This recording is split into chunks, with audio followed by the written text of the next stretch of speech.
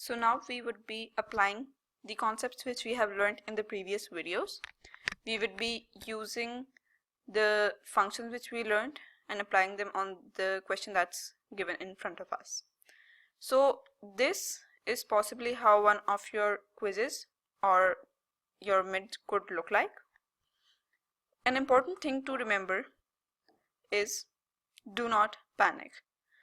Whenever students first see a quiz or an exam with this amount of data and such a long question, they usually start to panic, and that's when you never are able to attempt a question. So what you need to do is read the question carefully and try to understand the data set as well. Usually the question itself does not explain what each column in the data set means, but the headers are fairly simple for you to make sense of the data itself.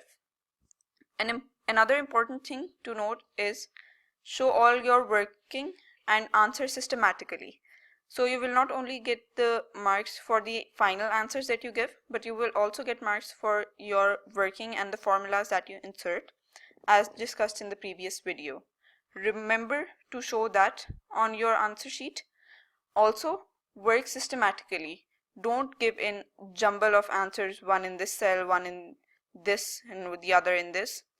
Work your way through these parts by labeling, color coding, and using the formatting, which we have learned, so your teacher can easily see the answers, and aesthetically appealing working can actually get you 1 or 2 extra marks in your exams as well.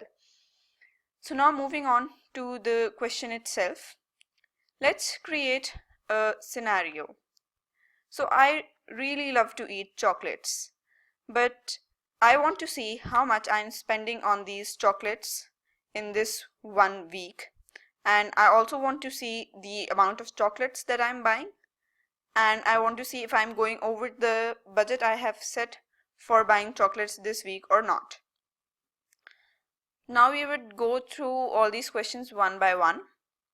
As the questions are simply the application of the previous formulas which we have done, I would appreciate that you pause the video, try to read the question on your own and attempt it first before going through the solution with me. Now let's start solving the question. First, I would like to demarcate an area which will contain the answers. It's better to color it or give it a border so the answers are visible from afar. And we would also like to label this column with the parts and do the working in the cells in front of these. It's better not to label and give the answers in the same column. Always remember to divide your information in the columns. Now the first part asks us, count the days for which the data is given below. And the question gives a hint for the function itself, which would be the count function.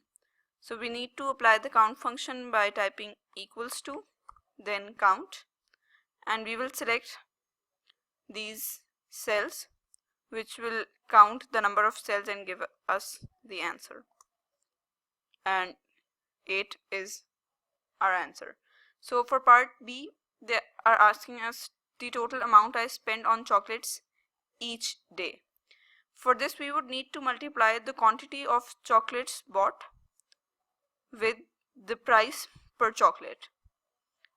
That means we would need to perform the product function, and we can do it either ways, either by typing equals to product and selecting our range 3 into 1. Here we have our answer, or we could do this by selecting individual cells and inserting an asterisk between this. Both of them will give you the same answer. So now to get the answer for all of these, we simply need to select the fill handle and drag it down. And you can cross-check your results by randomly clicking on different columns and see that it's multiplying the right numbers.